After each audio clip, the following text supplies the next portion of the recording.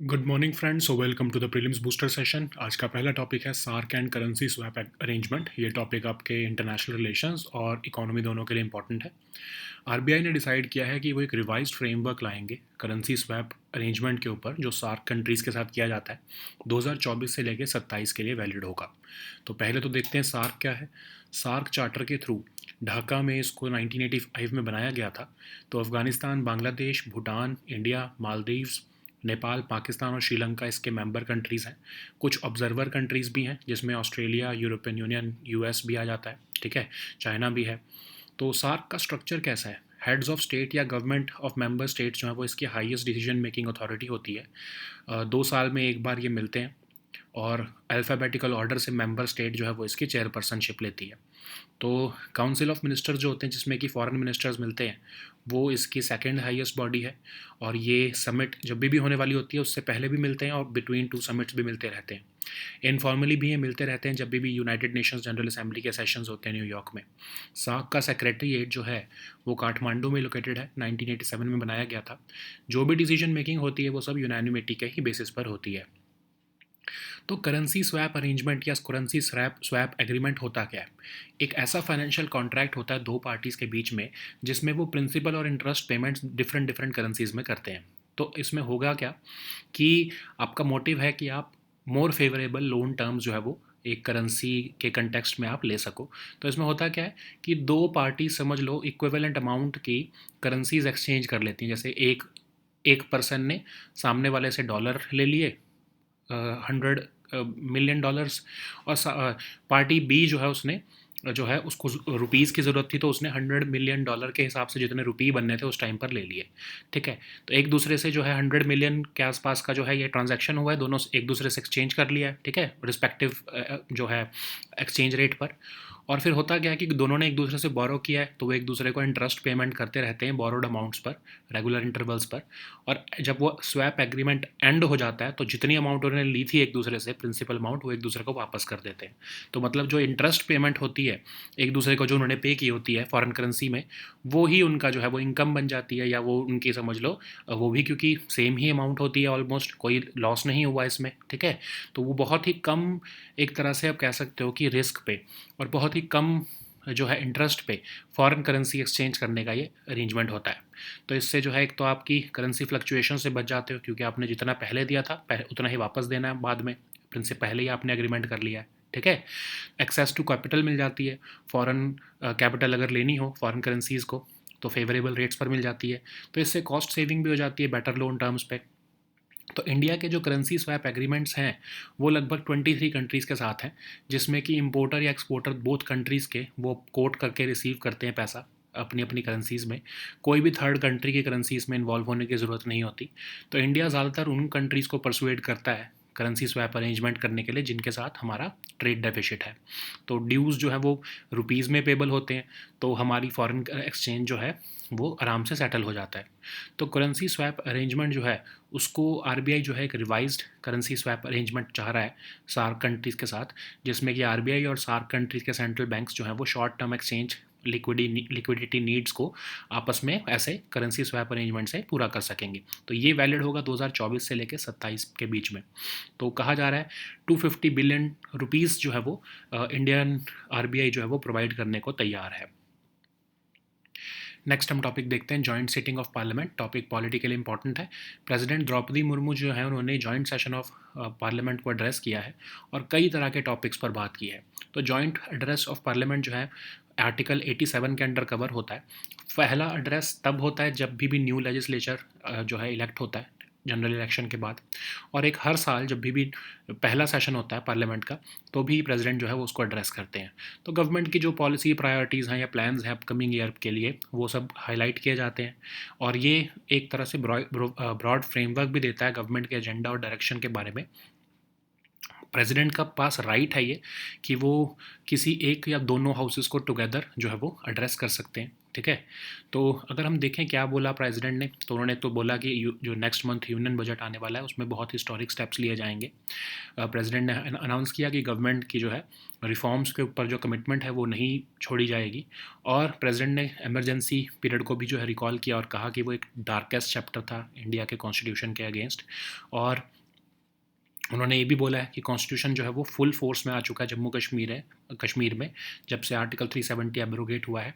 President ने ये भी अनाउंस किया कि अनप्रेसिडेंटेड वोटर टर्नआउट देखने को मिला जम्मू कश्मीर में ड्यूरिंग लोकसभा इलेक्शंस, जिसका मतलब इंटरनल और एक्सटर्नल जो एलिमेंट्स फॉल्स प्रोपेगेंडा फैलाते थे अगर रीजन के अगेंस्ट, वो सब उसका सिग्निफिकेंट एक आंसर है। 2024 का इलेक्शन जो है वो गवर्नमेंट की पॉलिसी, इंटेंशन, डेडिकेशन और डिसीजन के ऊपर ट्रस्ट है लोगों का। और प्रेसिडेंट ने डिफेंड किया कि ईवीएम्स का यूज़ किया जाना चाहिए। उन्होंने जो है एक बार पेपर लीक जो प्रॉब्लम हो रही है उसमें कहा है कि फेयर इन्वेस्टिगेशन और स्ट्रिक्ट पनिशमेंट होनी चाहिए कल्प्रिट्स के अगेंस्ट। और डिसरप्टिव फोर्सेस जो कि प्रोपेगेंडा फैला रही हैं, मिस इन्फॉर्मेशन या र्यूमर मॉन्गरिंग कर रही हैं इंडिया के अंदर भी और इंडिया के बाहर भी, और वो इंडिया की डेमोक्रेसी को वीक करना की कोशिश कर रही हैं, उनको भी उन्होंने वार्निंग दी है।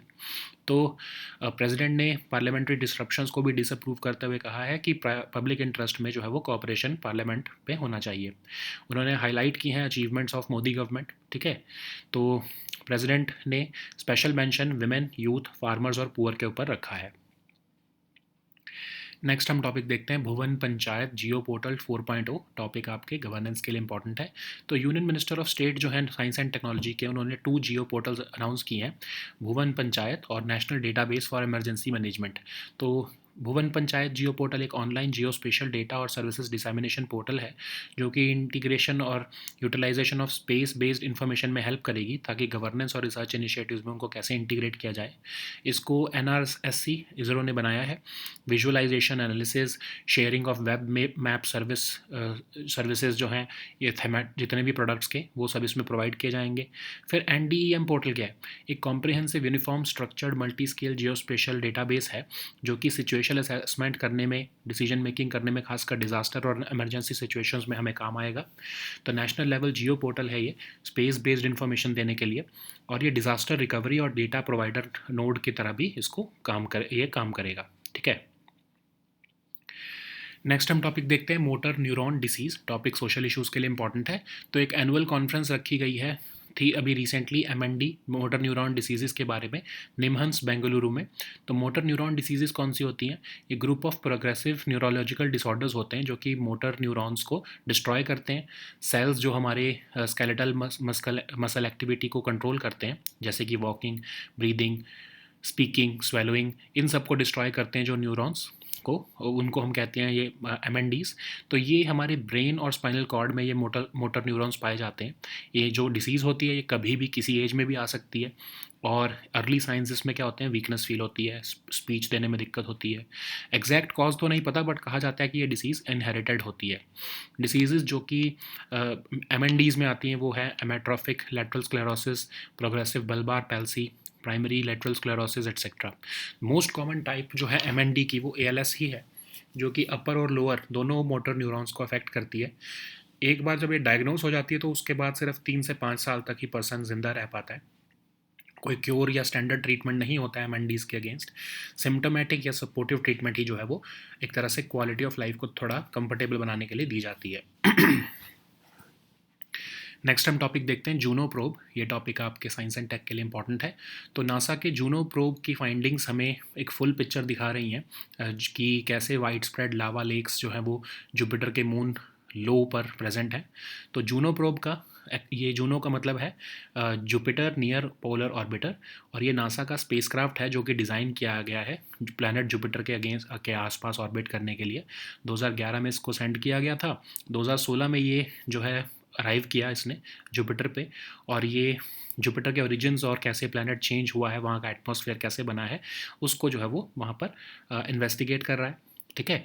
प्राइमरी मिशन तो इसका 2021 में ख़त्म हो गया था, पर इसको जो है एक्सटेंड किया गया इसके मिशन को, ताकि ये जुपिटर के और भी सिस्टम्स को एक्सप्लोर कर सके, खासकर वहाँ के मून्स जो कि गैनीमेड, यूरोपा और लो हैं, ठीक है। नेक्स्ट हम टॉपिक देखते हैं माइक्रोवेव ऑब्सक्योरेंट शैफ रॉकेट, ये टॉपिक सिक्योरिटी के लिए इंपॉर्टेंट है। तो डीआरडीओ ने medium range microwave obscurant chaff rocket Indian navy को डिलीवर कर दिया है। तो ये डीआरडीओ की जोधपुर लैब ने बनाया है, और इसमें हो गया क्या कि ये एक माइक्रोवेव शील्ड दे देगा रडार सिग्नल्स के, जो जो रडार सिग्नल्स होते हैं उनको रोकने के लिए, जो कि हमारे असेट्स हैं उनको बचाने के लिए। तो होता क्या है कि एक रॉकेट फायर किया जाएगा, और फिर ये माइक्रोवेव जो है जो एक तरह से शैफ रॉकेट क्या करेगा कि ये एक क्लाउड बना देगा स्पेस में सफिशेंट एरिया में।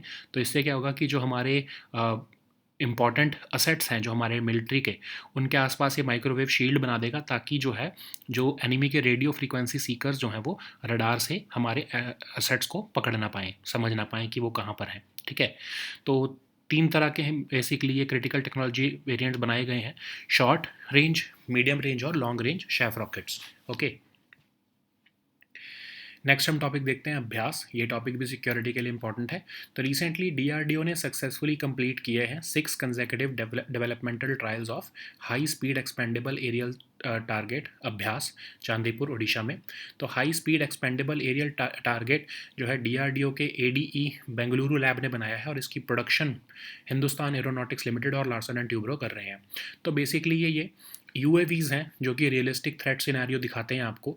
इनको यूज़ किया जाता है ऑटोनोमस फ्लाइंग के लिए, और इनके ऊपर अटैक करके हम देख पाते हैं, या मतलब इनको हम टेस्टिंग में यूज़ करते हैं। और जब इस पर अटैक करते हैं तो ये डेटा को रिकॉर्ड करता है कि आपके जो मिसाइल्स हैं या जो भी आपके जो वेपन्स हैं वो कैसे एक्ट करेंगे एक तरह से, अगर आप अटैक करोगे किसी भी यूएवी के ऊपर। तो ये पोस्ट फ्लाइट एनालिसिस के लिए हमारे लिए बहुत इंपॉर्टेंट होते हैं। तो इसको एडवांस सिस्टम्स लेबॉरेटरी के द्वारा इसका जो बूस्टर तैयार किया गया है, और इसकी नेविगेशन सिस्टम रिसर्च सेंटर इमारत ने बनाया है। डीआरडीओ क्या है, 1958 में इसको बनाया गया। आर&डी विंग है मिनिस्ट्री ऑफ डिफेंस का। एक नेटवर्क ऑफ लेबॉरेटरीज भी ऑपरेट करता है, और दिल्ली में ही इसका हेडक्वार्टर है। So now let us see all these topics in English. So the first topic is SARC and currency swap arrangement. This topic is important for your international relations and economy topic. So RBI has decided that they will put in place a revised framework on currency swap arrangement for SARC countries for the period between 2024 and 2027. So what is SARC? SARC is the regional intergovernmental organization and geopolitical union of states of South Asia. So it was established in 1985 in Dhaka through the SARC Charter, and its current members include Afghanistan, Bangladesh, Bhutan, India, Maldives, Nepal, Pakistan, and Sri Lanka. Currently, 9 countries are there with observer status also. So SARC structure has if we look at the SARC structure, then the SARC summits are held between the heads of state or government of member states, and it is the highest decision-making authority under SARC. Summits are usually held biennially, hosted by a member state in alphabetical order. The member states host the summit, also assumes the chair of this association. There are also meetings of Council of Ministers, which comprises of Minister of Foreign Affairs of the member states, and they also meet during the summit, preceding the summit, and between the two summits. They have also been meeting informally on the sidelines of UN General Assembly sessions in New York. SARC Secretariat was established in 1987 in Kathmandu. Decisions at all levels are taken on the basis of unanimity. So what is a currency swap agreement? So it is a financial contract between two parties so as to exchange principal and interest payments in different currencies. The objective is to secure more favorable loan terms or to hedge against currency risk. So how it happens? So what happens here is that, let's suppose that there are two parties. They will exchange equivalent amounts of different currencies based on the prevailing exchange rate. So let's suppose that one person gives 100 rupees worth of dollars to the other person, and the other person is giving 100 rupees to the first person. So they have exchanged 100 rupees worth currency to each other in their respective currencies, in dollars and in rupees. So what happens is that during the entire duration of the swap, they will exchange the interest payments on the borrowed amounts in the respective currencies. That's how they will earn the currency, and the payments are made regularly, calculated on the interest rate which was agreed upon in the swap contract. And at the end of the swap agreement, the parties will exchange the principal amounts, that is the 100 rupees or the 100 rupee equivalent dollars, that which were exchanged at the beginning. and these principal amounts are given back to each other regardless of the current exchange rate level, because we have already decided that we will be exchanging we will be deciding today that after 5 years we will be exchanging the exchange the currency at the current level only. Okay, so this is how companies hedge any risk against currency fluctuations and interest rate changes. So it also provides access to capital in foreign currencies at more favorable rates, and it can lead to cost savings also due to better loan terms. Okay, so India's currency swap agreements, if we look at it, then we have finalized agreements with some 23 countries, and in simple terms, importer or exporter of both in both countries has to quote and receive settlements in their own currencies, so no third country currency is involved. India's emphasis has been to persuade those countries where India has substantial or sizable trade deficit with that country. By doing so, we pay our dues in rupees and we save the need to settle in foreign exchange. Okay, so RBI has announced that they will be revising the currency swap framework for SAARC countries effective from 2024 and to 2027, and this framework would enable bilateral currency swap agreements between RBI and SAARC country central banks to address short-term exchange rate liquidity needs, and this the amount of money that would be available for Indian side would be about 250 billion rupees. Okay. So the next topic is joint sitting of parliament. This topic is important for your polity section. So President Draupadi Murmu ji has recently addressed the joint session of both houses of parliament. During the session, she addressed the parliament on a wide range of topics. So Article 87 provides two special occasions on which the president addresses a joint sitting. The first is to address the opening session of a new legislature after a general election. The second is to address the first sitting of the parliament each year.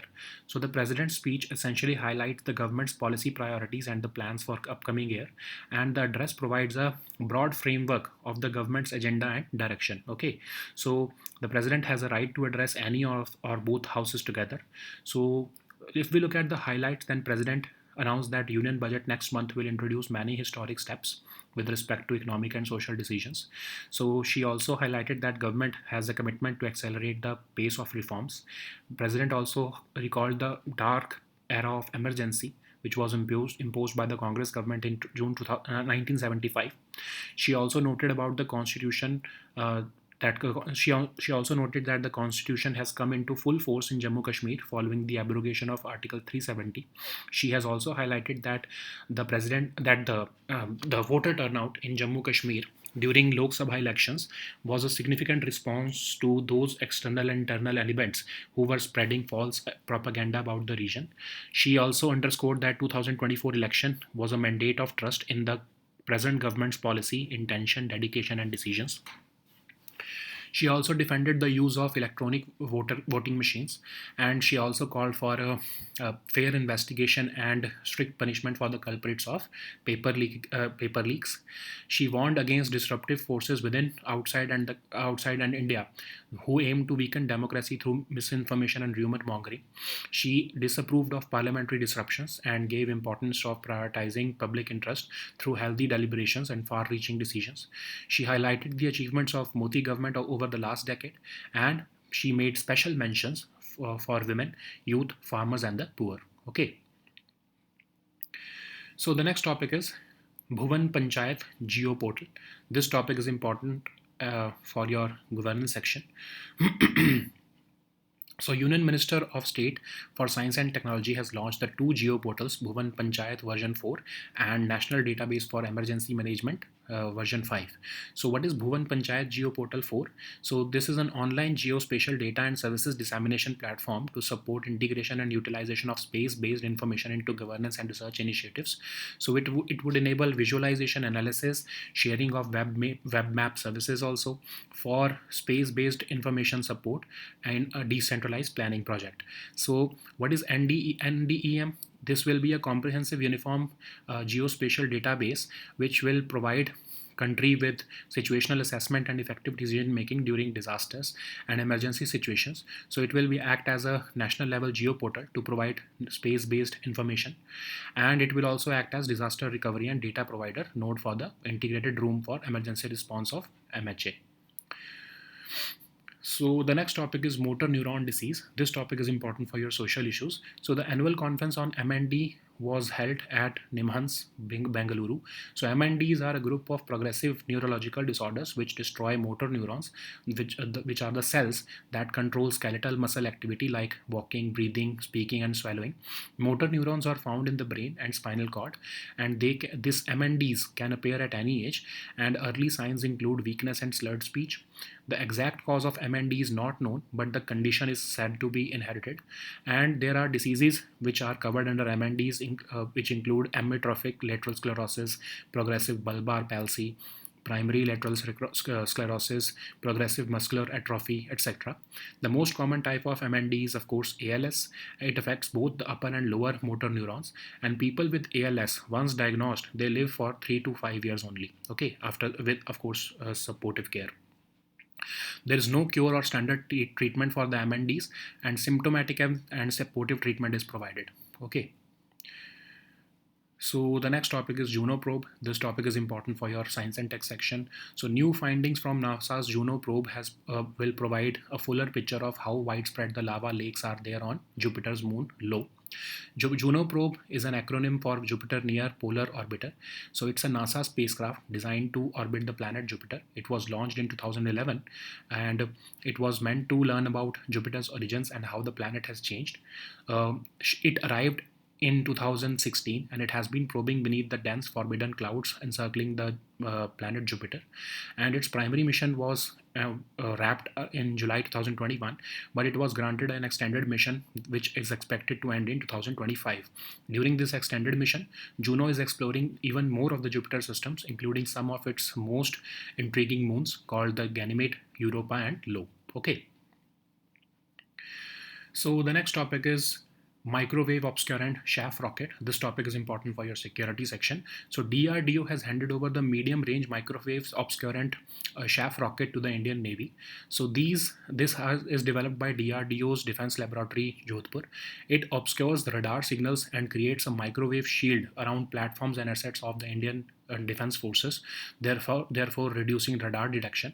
So how it functions: when the rocket is fired, it forms a microwave obscurant cloud in space, spreading over a sufficient area, therefore providing securing an effective or giving an effective shield against hostile threats which are having radio frequency seekers.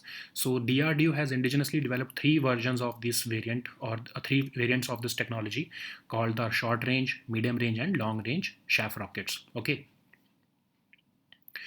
So the next topic is Abhyas. This topic is important for your security section. So recently, DRDO has successfully completed 6 consecutive developmental trials of high-speed expandable aerial target Abhyas in Chandipur, Odisha.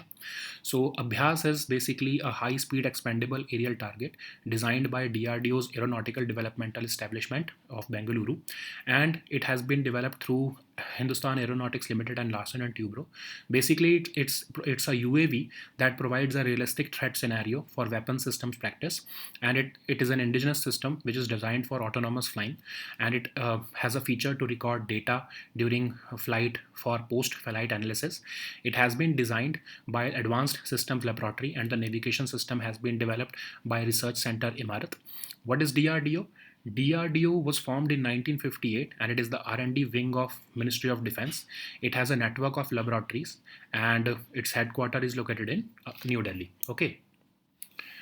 So these were our topics for today. We'll meet next time on Monday now. Until then, goodbye and take care.